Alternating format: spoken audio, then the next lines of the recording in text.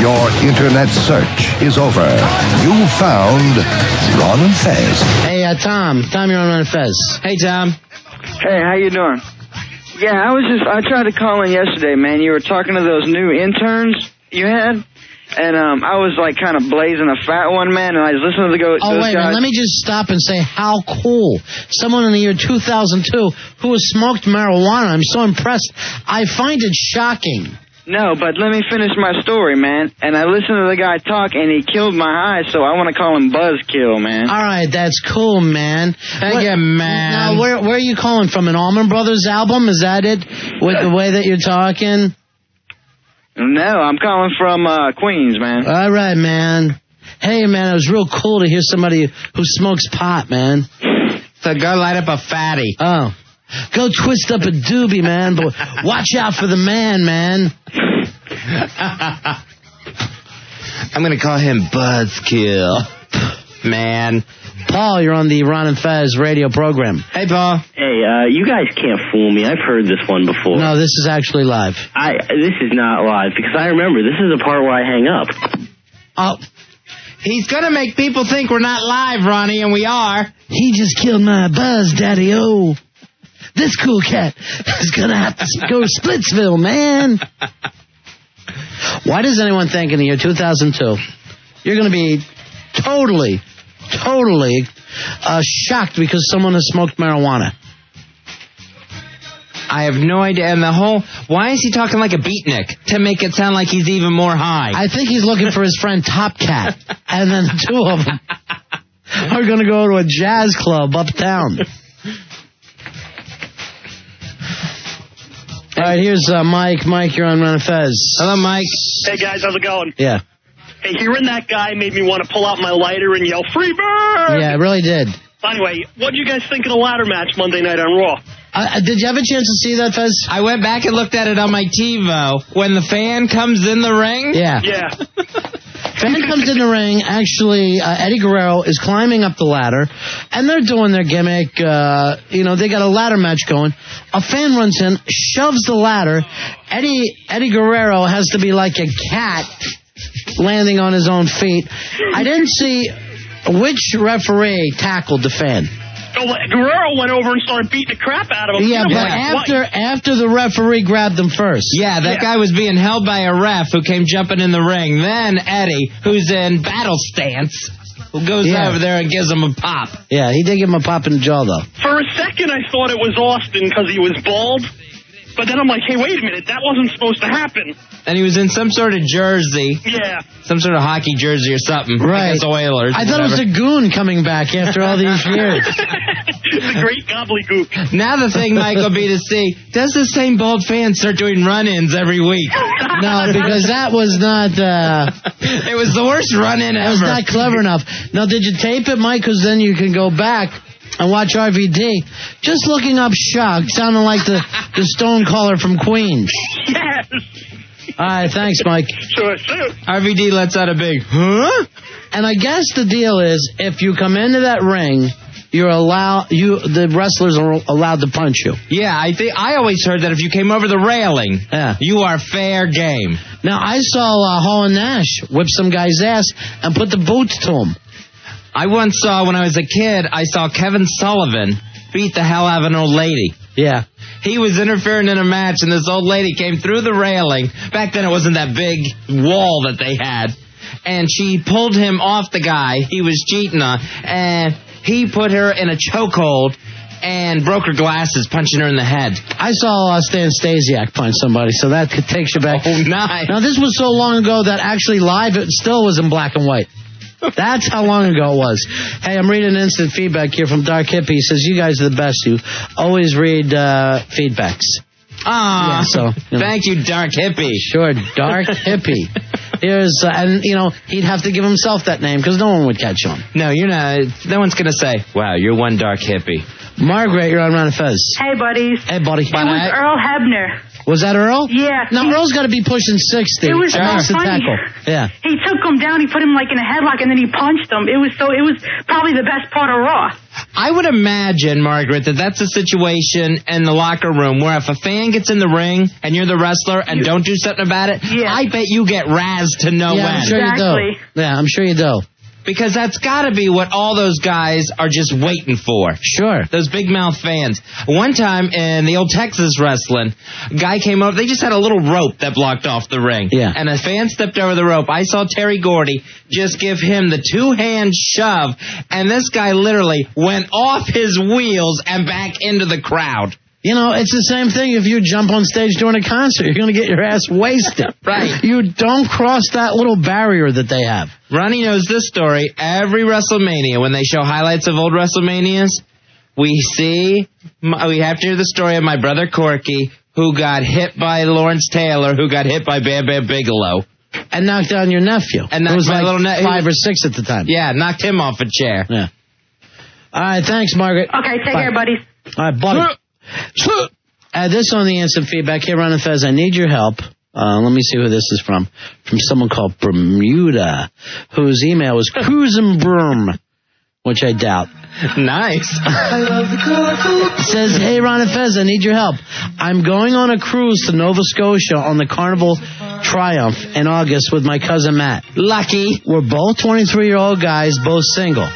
I want to know if you guys can help us hook up with some ladies for the cruise. We want to turn our stateroom into a party zone with music, strobe lights, glow sticks, bearded ladies, midgets, and tutus, etc. Glow sticks? I know, that's a whole rave thing, Fez. It's, I guess, when you're really high. Oh, okay. I know you and Fez can come through. So here, these guys are so desperate months before they're actually going away. I'm sure you'll be able to hook up with some fine Nova Scotian women once you're there. I say, I'm sure, you know, we could probably get Frenchie or Crazy Claire to go along on that. I'm sure ladies would like to go on that. A Carnival cruise in Nova Scotia, forget about it. Nice. Oh, that'd be partying. I think if you're going to want to pick up some of the Nova Scotian women, just, you know, have like a lot of cans of canned salmon and some beaver pelts ready. And then actually hit a lighter every once in a while and scare them. And they'll think you're fire gods. Hey, man, I'm coming from Queens, dude. Oh. That was my favorite caller ever, I think. I'll tell you this. Yeah? Do we got some stuff in the prize closet to give out? Yes, we do. Let's say this. If you can stump both Fez and Doug from Springfield together. Okay. Deal. All right? We'll give out, we'll do it 3 times. So the first 3 people. Do we got that kind of stuff we can give out? Is it? We have some mud packs? We have the 4 CD prize pack, courtesy of deepdiscountcd.com. And what else we have in there? We also have a DVD prize pack, including a copy of WWE's Divas Tropical. Oh, nice. We got wrestling prizes. Why am I taking that home? Very nice, Rory. I will definitely get you a copy. I don't spank. That's no thing. In the meantime, Pharrell's watching these things 10 at a time. He's having the time of his life. Very nice. All right, we will do that next. 877-692-1027. So that's old school WWF or NWA. You want to do that too, Fez? Yeah, we'll do it. We'll throw the NWA in there too. All right, if you can stump Fez and Doug from Springfield together, we'll go back as far as 75. Does that seem fair to you, Fez? 75 is fair. 75 is a cutoff area. All right, it's the Ron and Fez show. We're Ron and Fez. We're going to bring Doug from Springfield in here, talk a little classic wrestling. Later on, you'll get your chance to stump me and Doug. We'll send you the big-ass prize closet for a mud pack. That may include a 4 CD prize pack, courtesy at deepdiscountcd.com, where shipping and handling is always free. Or it may also include a WWE DVD prize pack, including copies of WWE's Divas Tropical Pleasure and WWE's Divas and Hedonism. Available now at all FYE stores. All right, Doug from Springfield is here, Fez. He's got some presents for you. What you got, Doug? You got to always set up your guest, Rory. Look, he doesn't know where his mic is, his headphones. There you go. How you doing, guys? Good to see you, Doug. Here you go, Fezzy. What do you got for me, Doug? I got wrestling, WWF wrestling from the 60s and 70s. Nice. Who's on that? All right, here, give me some of those and I'll read them out to you, Fezzy, because I know there's some of your favorites. Listen to his matches that he has. Now, you said you got these offline from the Lumberjacks against Peter Maivia and S.D. Jones. Nice. Big Mike York. The Valiant Brothers, Larry Zbyszko and Tony Gurria together versus Joe Turco and Rocky Tamayo. Tamara. Joe Turco, the Continental Nobleman. The Continental Nobleman? A lot of these from Madison Square Garden. I didn't even think they were on Monsoon versus Albano when they headlined Madison Square Garden. The San Martino versus Larry Zbyszko steel cage match at Shea Stadium. What about this one? Nick Bockwinkel versus Andre from the 70s. Beautiful. Chief J Strongbow versus Otto von Heller from Philadelphia in 74. So this was the old, how many W's was in that? WWWWF. Yeah. The Worldwide Wrestling Federation. Yeah, they threw in wide. Here's one of your favorites, Fezzi. Blackjack Lanza from 76. Love the Blackjacks. Dick the Bruiser, you always loved. Huge man. Always chomping on a cigar. This is great stuff. Oh, man, this is excellent. Look how many matches are on there. We got about, it looks like about 60 matches. Doug from Springfield, you are too nice, mister. No problem, guys. No problem. That's going to do me the rest of the year. All right, let's see if you guys can beat some of these questions that are coming in. We said we give out some prize packs ourselves. All right, here is Doug. Doug, you're on Ron and Fez. Hey, who used to shout out in the ring? Polish Power. Doug from Springfield, you want this one? Ivan Putski. Ivan Putski, the Polish Power. You got it. With the Polish hammer. Sit. Or, thanks. I'm sorry, we got to give you the sheepy.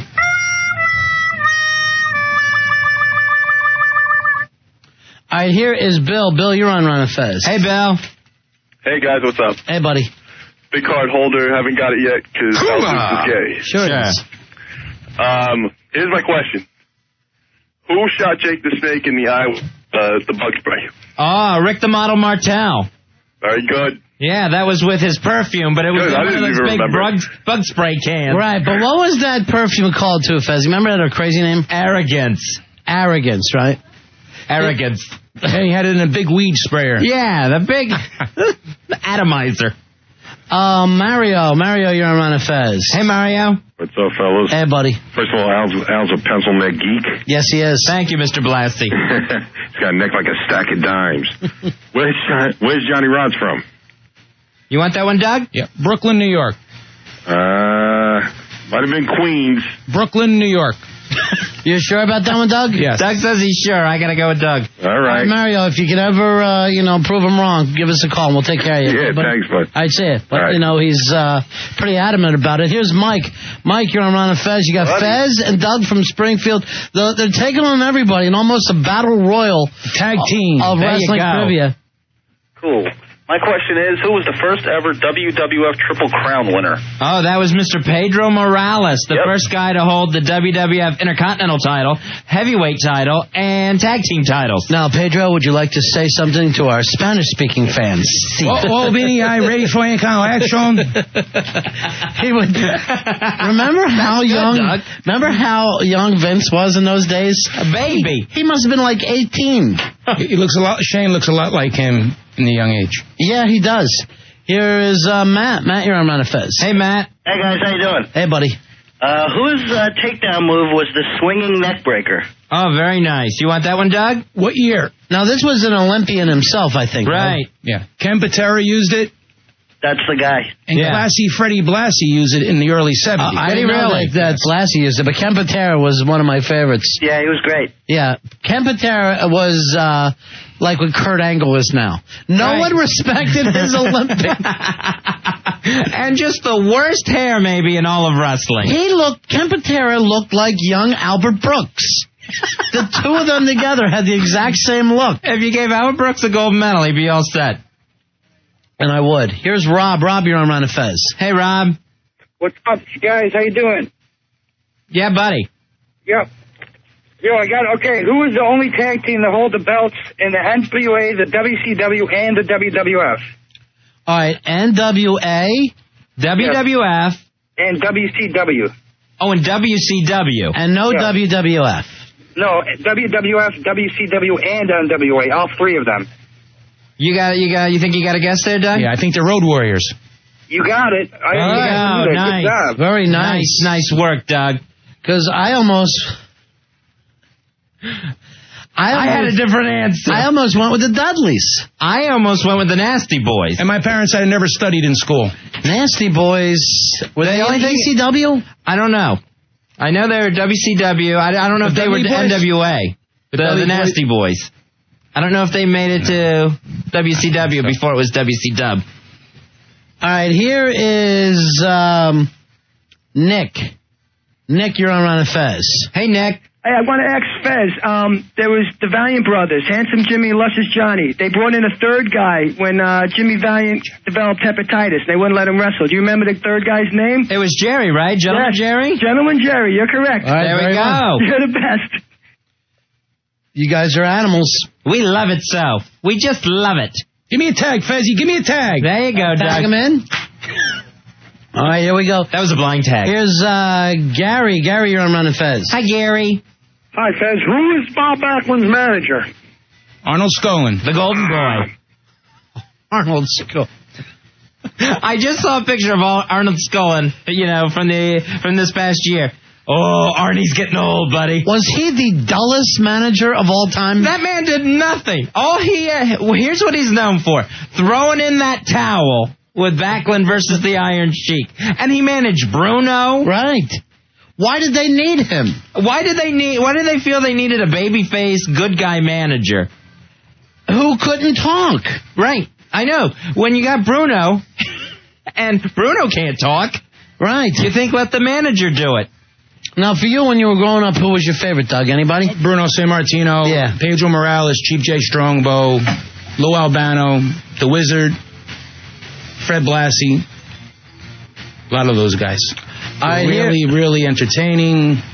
And the crowds were so into the matches at the Garden, wherever the Spectrum. Right. And actually, in the early 70s, I think up until the late 70s, you had to be 14 years old to get into the Garden for wrestling. Now, you know what I remember from those things, too?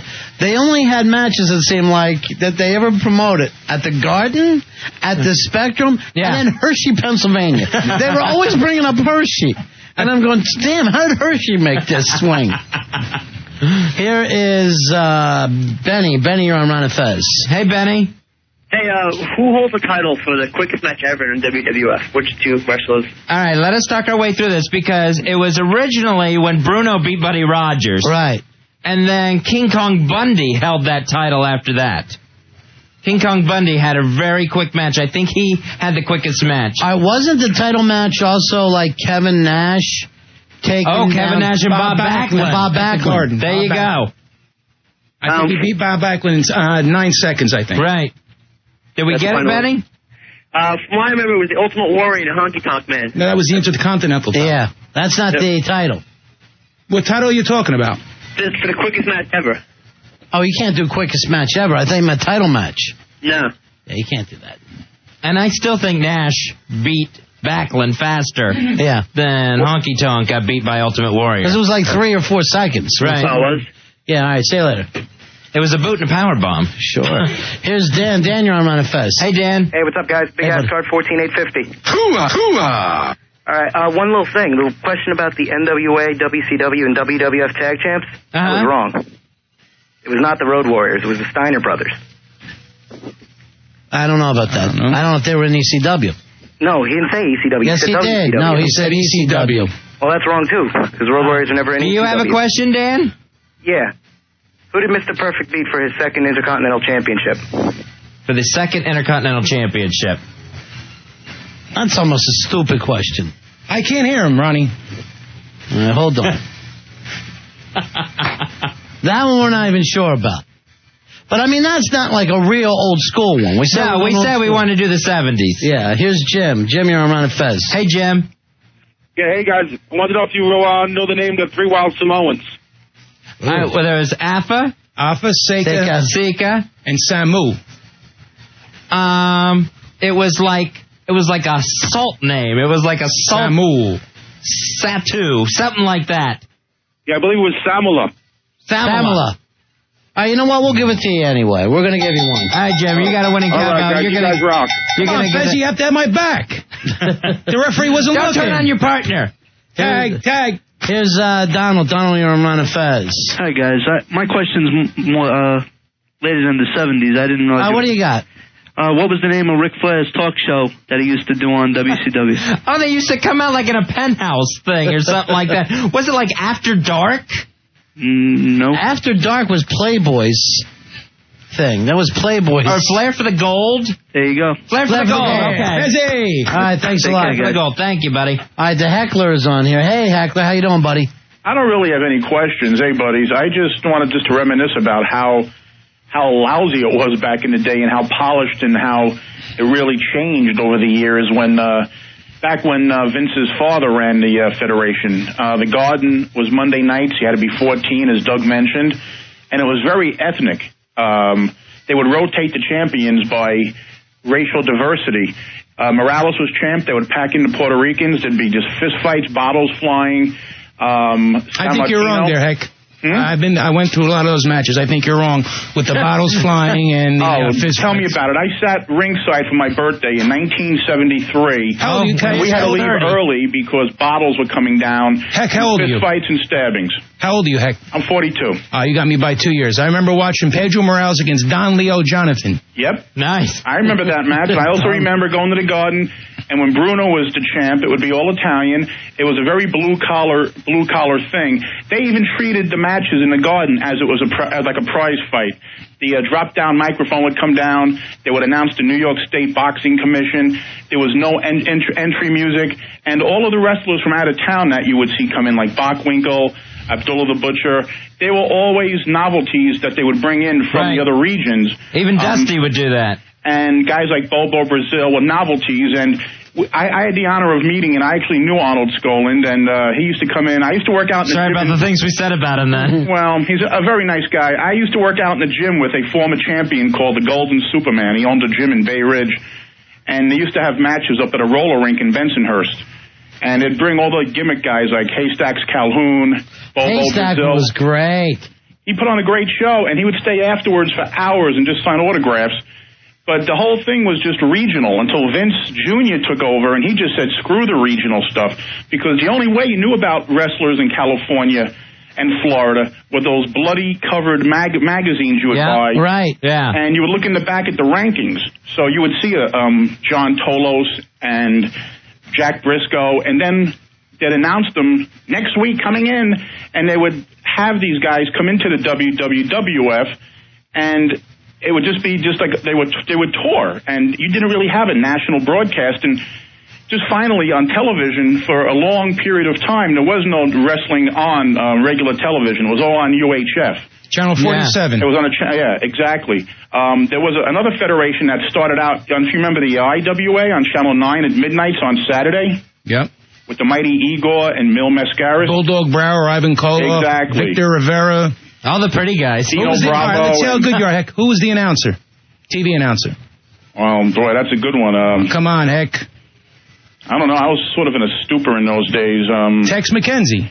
That's right, Tex McKenzie. McKenzie. But What a great name. The product has changed to the point where instead of having, these steroid, gimmicky, it's all marketing nowadays. In those days, it was those big fat guys. The TV matches were always the stars beating up some jobber.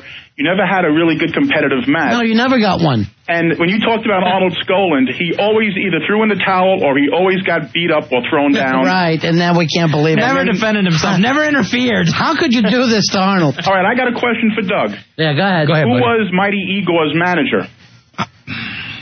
He used to come out with a hat. He'd always get beat up, too, by Bulldog Brower.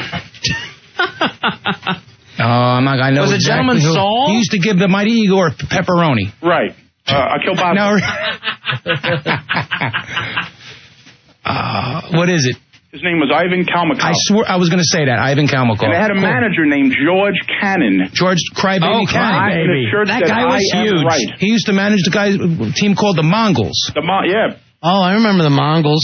And I think the coolest thing in McKinley Junior High School when I was there was walking around, imitating Chief J, putting your friends in a sleeper hold and trying to knock them out. I got suspended once for pile driving a kid.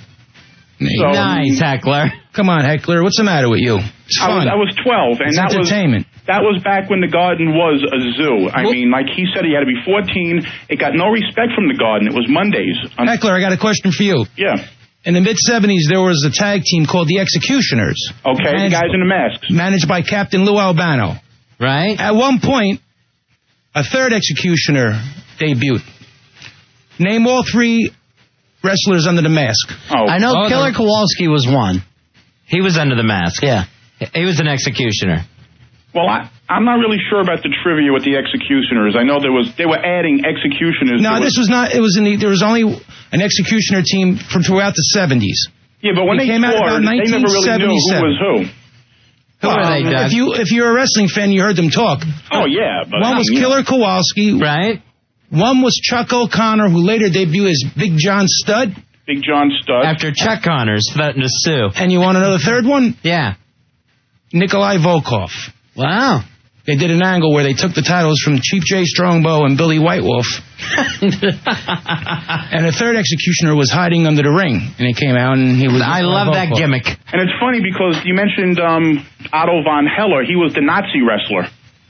He would come out with a German helmet with the spike on it, the Kaiser helmet. Yeah, you don't get many Nazi wrestlers anymore, like the Baron von Raschkas. Yeah, those Daves and Baron Miguel. And what happened to Abdullah the Butcher? He was the best. The guy was like 800 pounds, and he would cut himself. This guy would be like a bloodied, stuffed pig. Heckler, what was your first wrestling match at the Garden? Who wrestled?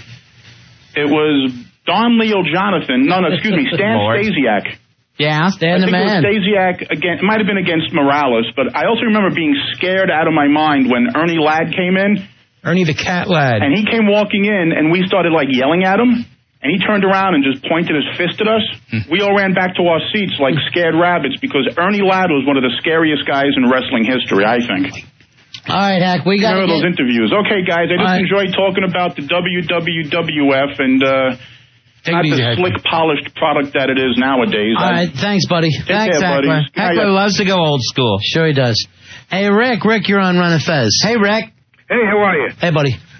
Name three partners that Chief J. Strongbow was tag team champions with. Well, we just named one with Billy White Wolf. Right. I know he also was with Tony Garea. Right, and his little brother, Jules. Jules, Billy White Wolf. And how much is this last question worth? Huh? How much is the last question worth? You don't win His anything, name. In Doc. fact, I was at this match. You don't remember Sonny King? You beat me to it. I was at the match, May 22nd, 1972. And who did they beat? You guys are good. I don't remember. Baron Miguel Cicluna and King Curtis. Do you remember when he fought Haystack Calhoun? Hey, there was another time Sonny King was actually yelling at me and Fez in a wrestling match. Some kind of angle we were doing in Florida. He came after us one night. Yeah, and he was like yelling stuff, and we hadn't worked it out with him. We were very nervous. What were the fans like in Florida, Fez? Rabid. Oh, they were rabid. It was crazy. From what I hear, it was much like they would actually purchase season tickets like you would buy for the Rangers. Yeah, and you could do Yankees. that. Yeah. In Tampa, you could do that. And the big difference was there, like when you were saying you guys went in the Madison Square Garden, it was nothing that large there. There was always the Armory shows and stuff. So you were, getting hit with sweat. Yeah, you were right there. It's pretty intimate. Who were the big, the top guys? It was Dusty Rhodes, Eddie Graham, Mike Graham, Boris Malenko, Professor Malenko, Dean Malenko's dad. Dusty was the big king, though, wouldn't you say? Yeah. Eddie Graham started the area, the region, and Dusty was the superstar. Who was the most popular? Dusty Rhodes, Ric Flair, or Terry Funk? Dusty in Florida. Dusty was the man? Yeah, by far. Yeah, Flair didn't come to Florida that often until he really won the strap. Until he won the NWA More title. in the Carolina area. Right. 877-692-1027. Johnny, you're on Run of Fez. Hey, Johnny. Yeah, guys, I got one. All right, let's go. Before he became the genius, who was this wrestler? Well, that was Lanny Poffo. You got it. Leaping Lanny Poffo. Yeah. You know who his brother He used was? to do slam poems. His brother's Macho Man. Exactly. All right, say. He used to do those poems and put them on frisbees. Tag, Fezzy. And throw them out into the crowd. I'll say this, Leaping Lanny never caught on very much. No. The Genius had some little heat. The Genius ended up getting a situation like Stalker Patty, getting his head shaved just about every week. Yeah, he would get it shaved a lot. It wasn't growing back fast enough to shave it again. Scott, you're on Run of Fez. Hey, Scott. Hey, what's up, guys? What's up, guy? Go ahead, buddy. Big ass card holder 1038. There you go. Thank you. All right, you guys already touched on my original question, so I got to change it up. Fezzi, you might know this one. Back in Florida, 1980. Right. There was a big show called The Last Tangle in Tampa. Right, I was there. It was one of the last shows where you could see the WWF, or I guess then it was just WWF, Right. world title, and the NWA world title defended back-to-back in the same night. Okay. What were the two world title matches? It was Dusty Rhodes versus Harley Race. Right. Because Dusty said he wouldn't wrestle him again. And was it Superstar? It was Backlund? Yeah. It was Backlund against, I want to say like Joe LaDuke or someone like that. Joe LaDuke? No. Wait a minute, don't give us the answer yet. Okay. It was Backlund against Leslie, you got 3/4 of this. Right, I know. I got 3/4. I got Rhodes and Race. Yeah, well, this is supposed to be the hard part that was going to stump you. Oh, okay. Well, it's working. I figured you'd know Dusty and Harley Race. Right. That was a big draw. Harley Race. And it was Backlund, and it wasn't Briscoe. No. Was it a Von Erich? No. No. Oh, I think they got me on this fourth part of the question. Yeah, that was a damn good one, too, especially since Fez was there. I remember being there that night. Thank you. Because it was supposed to be Ernie Ladd versus Andre the Giant, and Ernie Ladd didn't show up, and they brought in the Super Destroyer. Who was it, Scott? The correct answer, Don Morocco. Don Morocco. Nice. Morocco was a great entertainer. You hold on, Scott. The original Rock. The original Rock. Here's Mark. Mark, you're on Fez. Hey, Mark. Hey, guys, how you doing? Yeah, buddy. How about the only wrestler to come from the Isle of Crete? The Isle of Crete. Was it John Tolos or No. Spiros Arion? No. From the island of Crete. So that's both the Golden Greeks you brought up. I know. Who was John Tolos' brother? WWF, too. The island of Crete. You sure that's the island of Malta? It wasn't Rene Goulet. No, they called it the Isle of Crete. Was it Rene Goulet? No, he was from France. Or, yeah, France he was from. Who do you got, Mark? Baron Cicluna. No, he's from the Isle of Malta. That's from the Isle of Malta. Who's from Crete, then? Well, who knows? Well, we We're not don't gonna know. play that. Here's Jake. Jake, you're on Fez. Hey, Jake. Guys, what's up? Yeah. What's up, Jake? Hey, I got a question.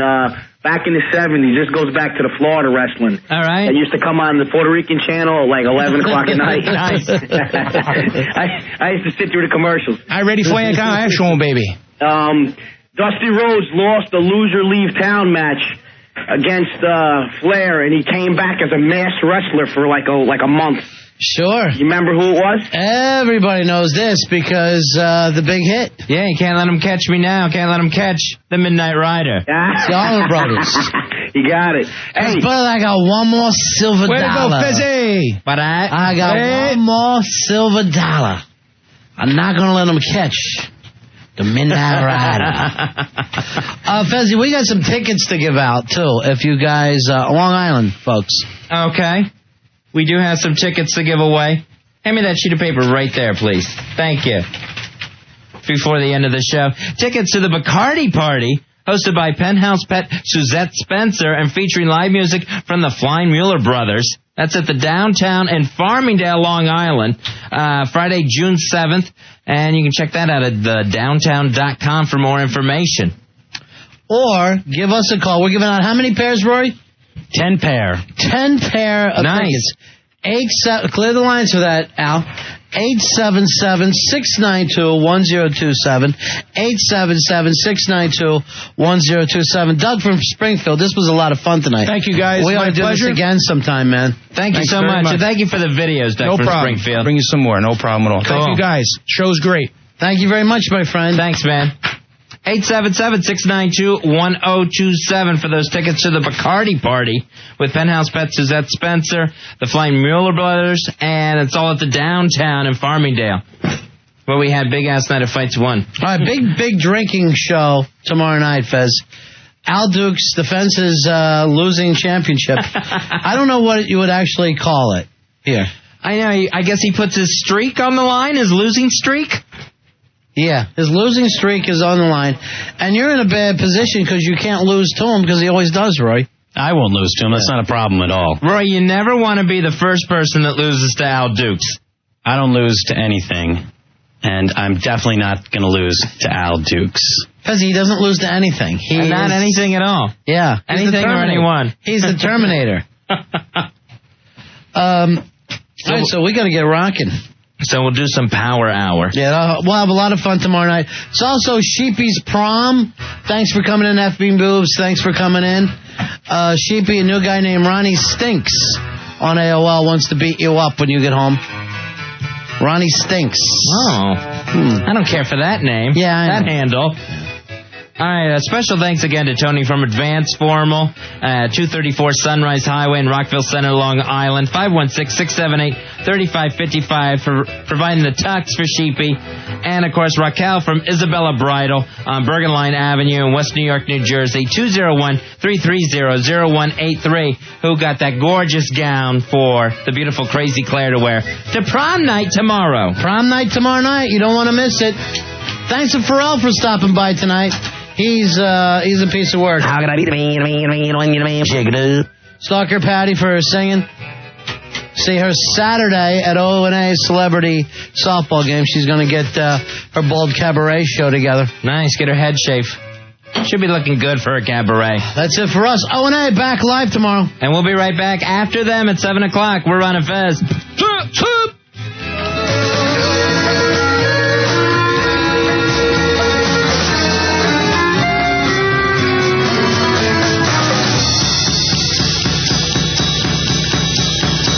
Ron, Fez, 1027 WNEW, and EW.